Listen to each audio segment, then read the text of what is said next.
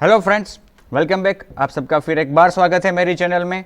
तो जैसा कि मैंने लास्ट सेशन में आपसे डिस्कस किया था, पिछले 2 सेशंस हमने परमिशंस के रिगार्डिंग डिस्कस किए हैं। और जब लास्ट सेशन में मैंने आपसे स्टेप्स डिस्कस किए कि भाई परमिशंस इम्प्लीमेंट करने के लिए क्या क्या हमें करना पड़ता है, कौन कौन सी चीज़ों का ध्यान रखना पड़ता है, तब मैंने आपसे ये भी कहा था कि नेक्स्ट सेशन जो रहेगा मेरा, वो प्रैक्टिकली आपको मैं आपसे डिस्कस करूंगा कि how can we implement permissions, how can we ask for the permissions, as we have already seen that there are 2 ways of asking for the permission. That is, one was the mechanism which was implemented in the earlier versions of Android, that is before API level 23, that is up to API level 22. But from API level 23, the mechanism of asking for the permissions and the time at which permissions are requested for approval from the client is changed. Okay. From API level 23, permissions are asked during runtime. When that particular piece of code which requires permission is executed, at that time only client will be asked for the approval of the permission. So मैंने आपसे कहा था कि हम next session में वो चीज़ करेंगे भाई, स्टेप बाय स्टेप हम डिस्कस करेंगे भाई कैसे इस कोड को हम इम्प्लीमेंट कर सकते हैं। लेकिन यहाँ पे मैं आपसे कहना चाहूँगा कि एक छोटा सा सेशन आपसे यहाँ पे थियोरेटिकली मैं आपको प्रस्तुत कर रहा हूँ।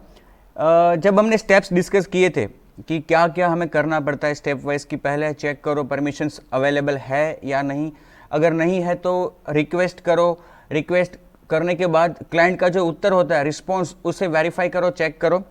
बट इन सब के बीच में एक चीज़ ऐसी थी, एक स्टेप में एक मेथड थी। वो मेथड यहाँ पे मैं थोड़ा विस्तार पूर्वक आपसे डिस्कस करना चाहता हूँ, क्योंकि प्रैक्टिकली जब आप रियल लाइफ में कोई एप्लीकेशन बनाओगे और परमिशंस को इम्प्लीमेंट करोगे तो ये मेथड वहाँ पे एक बहुत ही इंपॉर्टेंट रोल प्ले करेगी। तो आप सबको विस्तार पूर्वक पता होना चाहिए डिटेल में कि ये मेथड क्या है और कौन से सिचुएशन में ये क्या रिस्पॉन्स, क्या रिजल्ट देती है, मतलब कि उसकी रिटर्न वैल्यू क्या होती है कौन से सिचुएशन में। So let's move to that method, the discussion of that method. So यहाँ पे आपको बता दूँ एक बार कि हम permissions in Android अभी डिस्कस कर रहे हैं और पिछले 2 सेशन में भी हमने permissions के रिगार्डिंग ही डिस्कस किया था।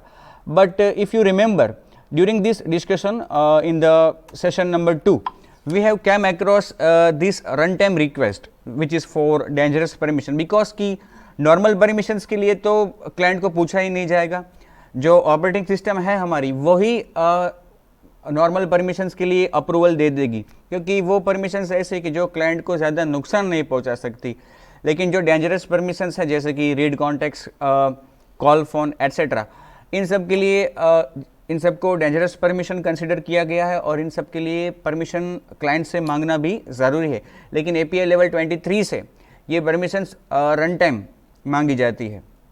ओके, तो जब हम रन टाइम परमिशन रिक्वेस्ट करते हैं from API level 23, there are basically 2 steps which we need to follow.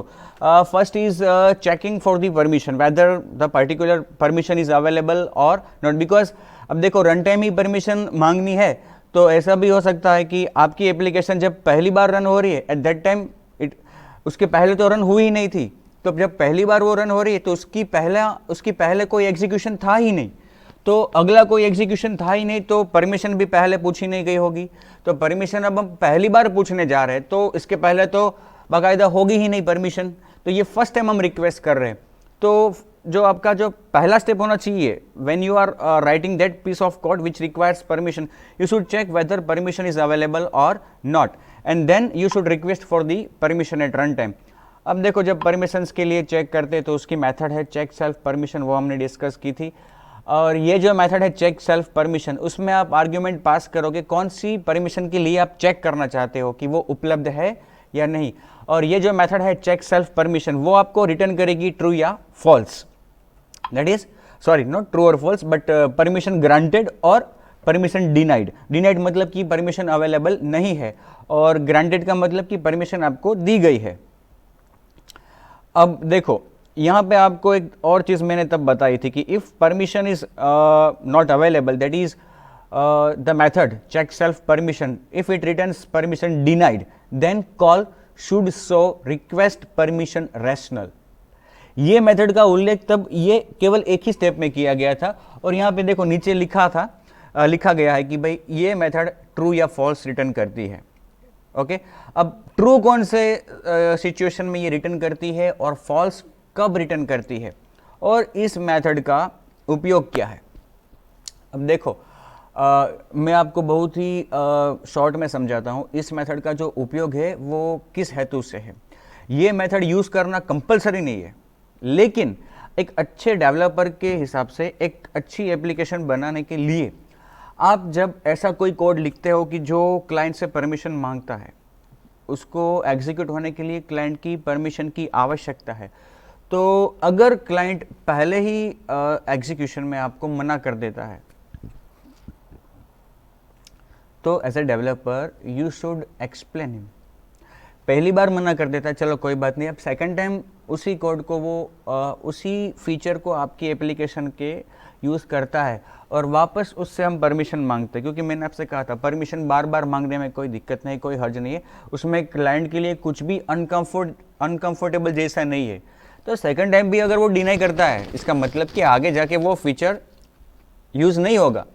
तो as a developer we should explain him कि भाई ये फीचर, ये परमिशन मैं किस हेतु से मांग रहा हूँ, और इससे ये परमिशन अगर आप मेरे को देते हो, मेरी एप्लीकेशन को आप ये परमिशन अपने डिवाइस से देते हो, तो मैं आपको ये उपलब्ध कर सकता हूँ कोई ऐसा फीचर मेरी एप्लीकेशन में जो आपको भी यूज़फुल होगा, लेकिन उसके लिए मुझे इस परमिशन की आवश्यकता है, और अगर आप नहीं दोगे तो वो आगे जाके फीचर नहीं यूज़फुल हो पाएगा। मतलब कि ऐसा कोई इन्फॉर्मेटिव मैसेज आप क्लाइंट को समझाने के लिए प्रस्तुत कर सकते हो, तो वो मैसेज क्लाइंट को बताना चाहिए या नहीं बताना चाहिए। अगर आप बताना चाहते हो तो मैंने पहले ही कहा इट इज़ नॉट कंपलसरी, लेकिन ये एक एडिशनल चीज़ है कि जो आपकी एप्लीकेशन में थोड़ा अच्छा भी लगेगा क्लाइंट को।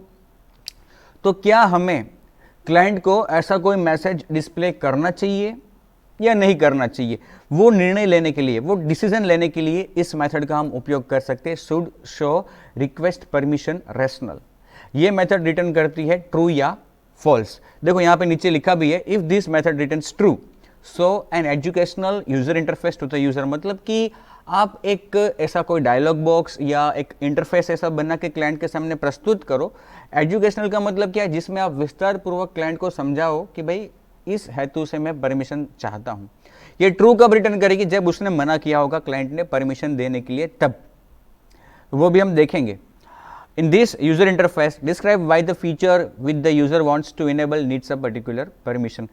ओके, तो ये जो should show request permission rationale method है, उसको मैं यहाँ पे आपसे डिस्कस करने जा रहा हूं, और वही हम अभी कर रहे हैं। So we are going to discuss the method should show request permission rational.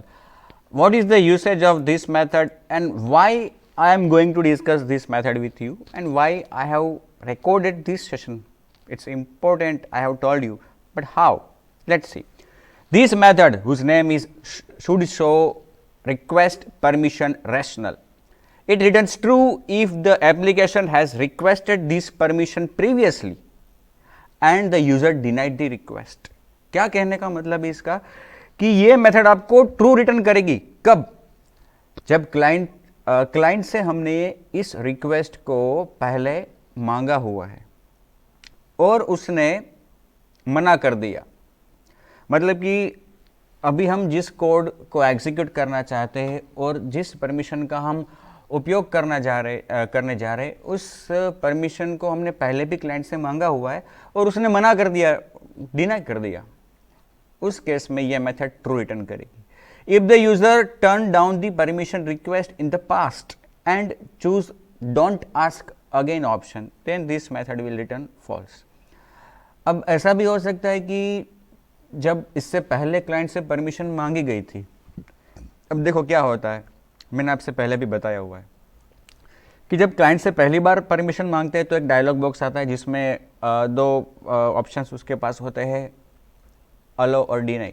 अगर वो डिनाई करता है कोई बात नहीं, नेक्स्ट टाइम उसी कोड को जब एग्जीक्यूट किया जाएगा तब वापस वही परमिशन मांगी जाएगी, और जैसा कि उसने पहली बार डिनाई किया है, अब क्या होगा, एलो और डिनाई होगा, नीचे एक चेक बॉक्स होगा, डोंट आस्क अगेन।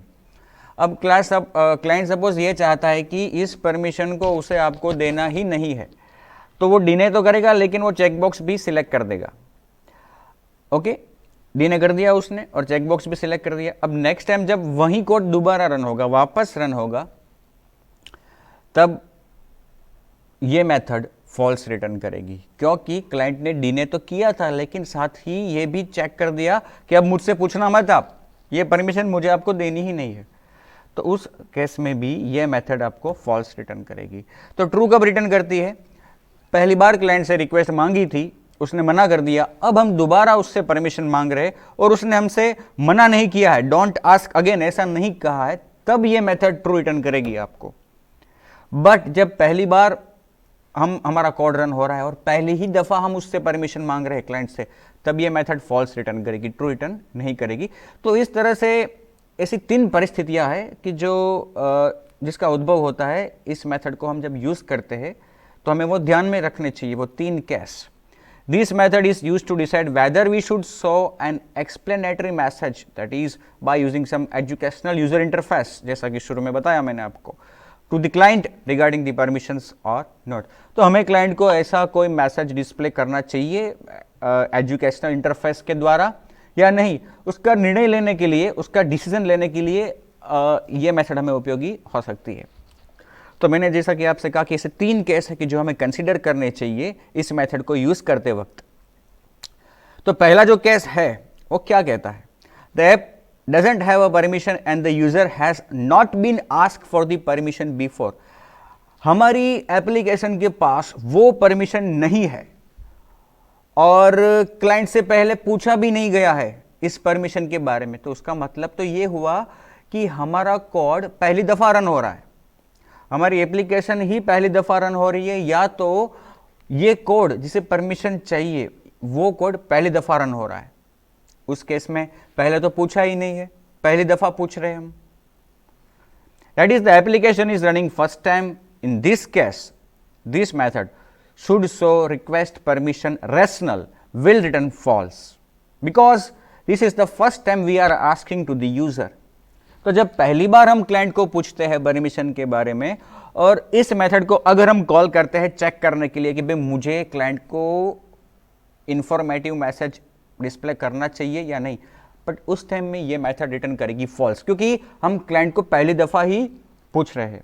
और मैंने आपको पहले भी कहा कि ये कंपलसरी नहीं है कि आप इस मेथड को कॉल करो ही और क्लाइंट को आप एक इंफॉर्मेटिव मैसेज दो, ऐसा भी कंपलसरी नहीं है, लेकिन ये थोड़ा अच्छा रहेगा आपकी एप्लीकेशन के लिए, आपकी एप्लीकेशन के फीचर के लिए।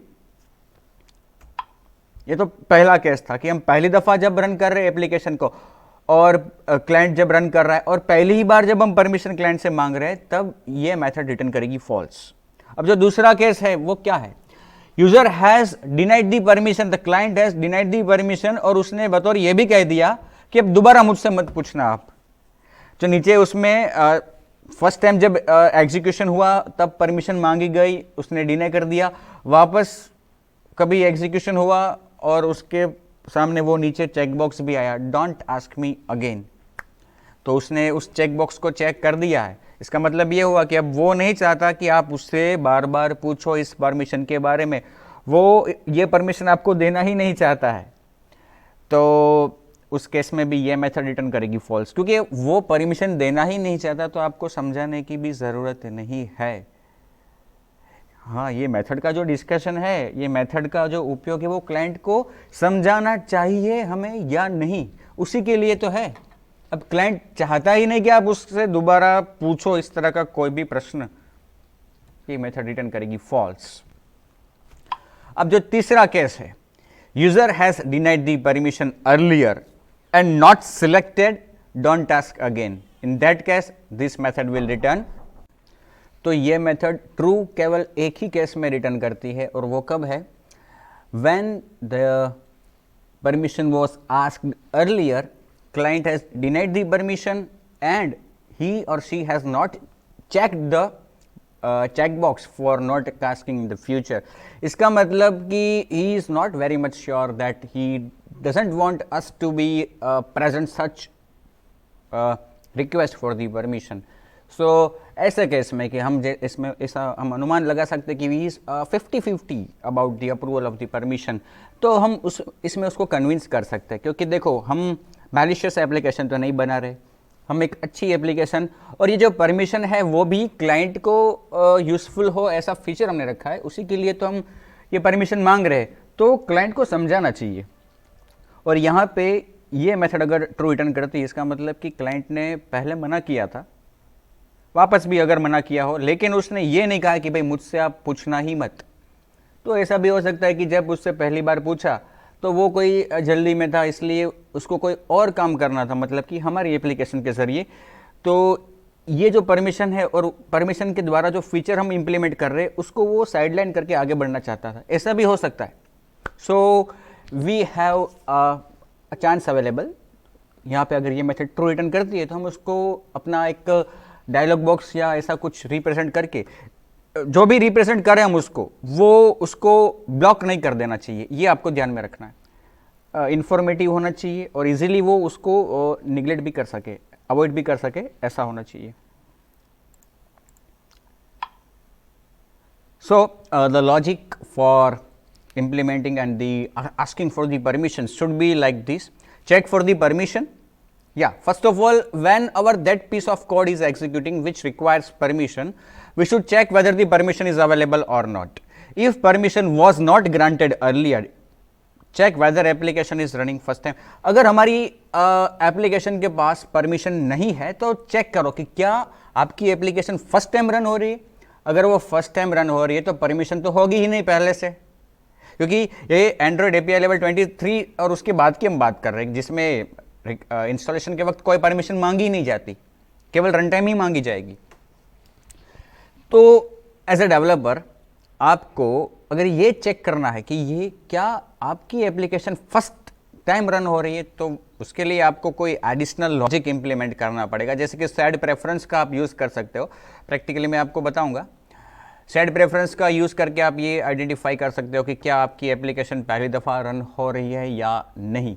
अगर वो पहली दफ़ा रन हो रही है तो you should avoid that informative message. If application is running first time request the permission, या अगर ये एप्लीकेशन फर्स्ट टाइम ही रन हो रही है तो आप क्लाइंट को पूछो, परमिशन रिक्वेस्ट करो। If application is not running the first time and client has denied without checking that, don't ask me again. So an explanatory message and request the permission using an educational interface. अगर ये आपकी application पहली दफ़ा run नहीं हो रही है और उसके पास परमिशन भी नहीं है, इसका मतलब ये हुआ कि पहले रन हो चुकी है, और जब वो पहले रन हुई तो परमिशन मांगी गई लेकिन क्लाइंट ने डिनाई कर दिया। और अगर ये मेथड हमारी should show request permission rational true return करती है, इसका मतलब कि डोंट आस्क मी अगेन भी क्लाइंट ने चेक नहीं किया है, तो अब आप उसको एक मैसेज के ज़रिए, एक इंटरफेस के ज़रिए समझा सकते हो कि आपको ये परमिशन क्यों चाहिए और क्लाइंट को उसका क्या फ़ायदा हो सकता है। If client denied the permission and checked, don't ask me again, don't request the permission and inform him about that feature that want be available in the future.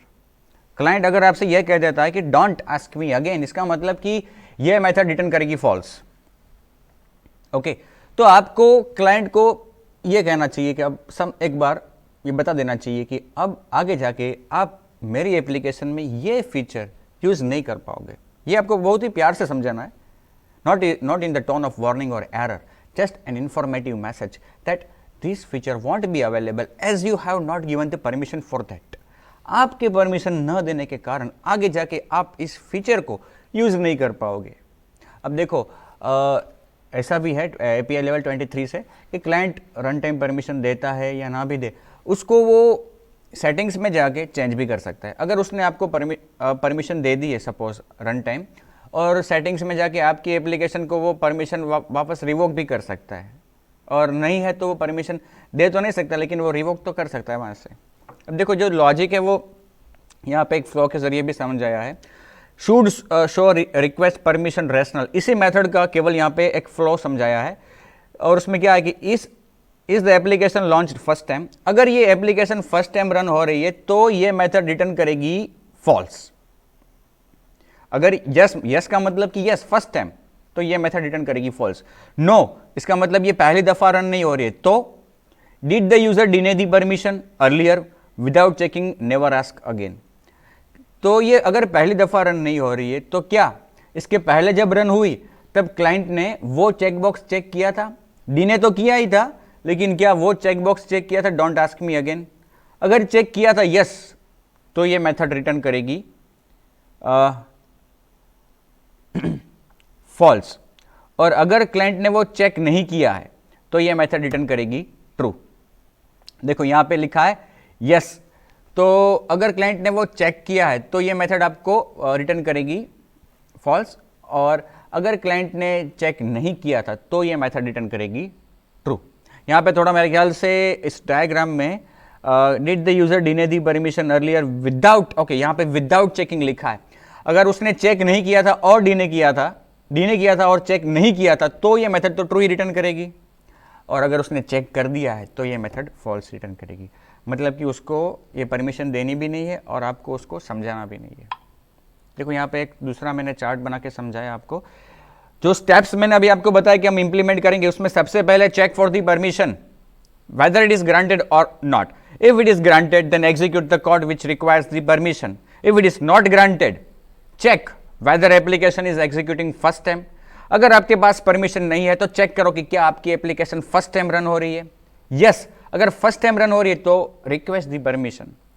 No, ये पहली दफा रन नहीं हो रही है तो आपके पास परमिशन भी नहीं है और पहली दफा भी रन नहीं हो रही है। इसका मतलब पहले परमिशन मांगी गई है और उसने मना किया है। ओके, तो अब क्या करना है, अब आप कॉल करो should show request permission rationale and check the return value. अब क्लाइंट ने पहले मना किया हुआ है, हम ये पहली बार परमिशन नहीं मांग रहे, पहले उसने मना किया है, तो अब आपको चेक करना है should show request permission rational कि क्या उसने चेकबॉक्स चेक किया था या नहीं, वो हम चेक करने जा रहे हैं। अगर उसने चेकबॉक्स चेक किया होगा डोंट आस्क मी अगेन, तो ये मेथड आपको रिटर्न करेगी फॉल्स, और अगर उसने ये चेकबॉक्स चेक नहीं किया है तो ये मेथड रिटर्न करेगी ट्रू। तो यहां पे देखो लिखा है, अगर ये रिटर्न करती है false, inform client that some feature for which permission is denied would not be available और would not be executed from your application. और अगर ये मेथड रिटर्न करती है ट्रू, इसका मतलब कि उसने don't ask me again select नहीं किया है, तो आप उसको समझा सकते हो कि भाई किस हेतु से आप परमिशन को मांग रहे हो। So some explanatory message and request the permission to the client from the client. तो ये इस तरह का फ्लो आपका रहना चाहिए एप्लीकेशन का और कोड का, जब आप परमिशन को रिक्वेस्ट करते हो तब।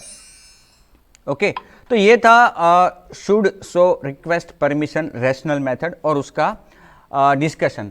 बाकी का जो डिस्कशन है प्रिंसिपल्स ऑफ परमिशंस और वो सब तो हमने दूसरे सेशन में ही डिस्कस कर लिया है। तो ये जो सेशन है उसमें जो आपसे डिस्कस करना चाहता था वो ये चीज़ है कि should show request permission rationale method है कि जो हमें बहुत ही उपयोगी हो सकती है और हमें इसका उपयोग करना भी चाहिए, लेकिन किस तरह से, कौन से मायने में, और इसकी रिटर्न वैल्यू हमारे लिए क्या मायने रखती है और हमें क्या करना चाहिए उसकी रिटर्न वैल्यू के आधार पे, वो मैं आपसे डिस्कस करने वाला था और मैंने अभी वो डिस्कस किया है। तो इस सेशन को अब यहीं पे ख़त्म करता हूँ और नेक्स्ट सेशन में वापस आपसे मुलाकात होगी। नेक्स्ट सेशन में हम प्रैक्टिकली ये इम्प्लीमेंट करेंगे जो हमने 3 सेशंस में डिस्कस किया है। ओके, तो तब तक के लिए धन्यवाद। वापस मिलते हैं नेक्स्ट सेशन में, तब तक के लिए have a nice day, stay safe, stay home, stay healthy. Okay, so friends, thanks for watching my video. If you have not subscribed my channel, subscribe it, watch my video, like my video and share this video. Okay, thank you.